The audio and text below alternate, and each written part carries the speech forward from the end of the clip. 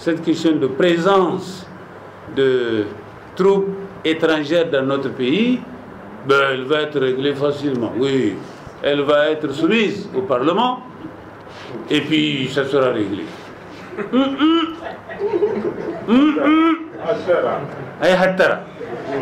Faisons attention.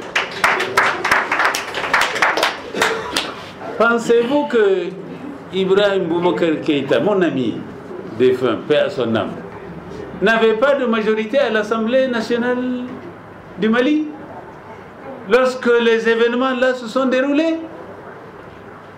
Pensez-vous que Alpha Condé, lui aussi un vieil ami, ne disposait pas de majorité fraîchement élu à l'Assemblée nationale de Guinée-Conakry?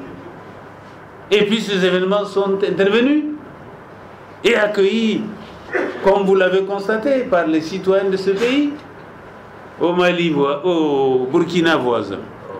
Mais avant Roch, mon ami Blaise Compaoré, pensez-vous qu'il n'avait pas non plus de majorité confortable au Parlement burkinabé lorsqu'il a forcé pour demander une révision constitutionnelle, pour avoir un nouveau mandat, pour faire passer tel aspect ou tel autre aspect?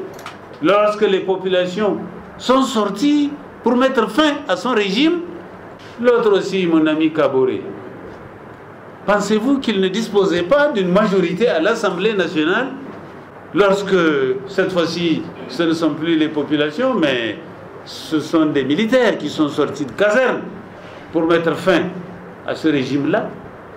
Je peux continuer à multiplier ces exemples-là un peu partout.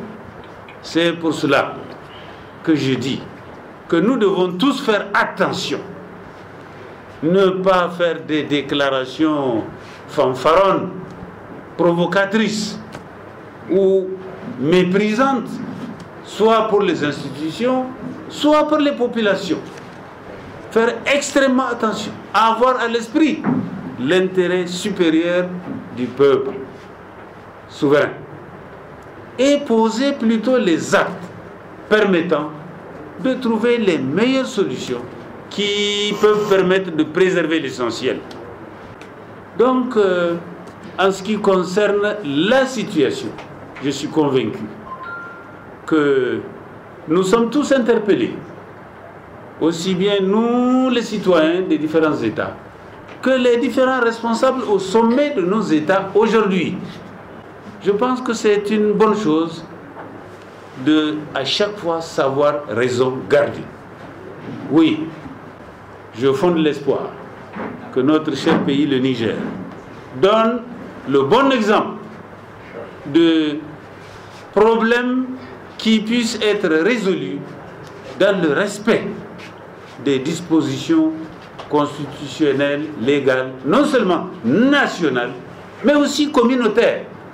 Parce que ça permet d'éviter des situations plus dommageables que la persistance de certaines oligarchies qui s'évertuent tantôt à tripatouiller des constitutions pour faire des mandats renouvelables ad aeternum, ou alors de prendre des lois iniques et de les imposer au peuple parce qu'à un moment donné, ils disposent d'une majorité parlementaire.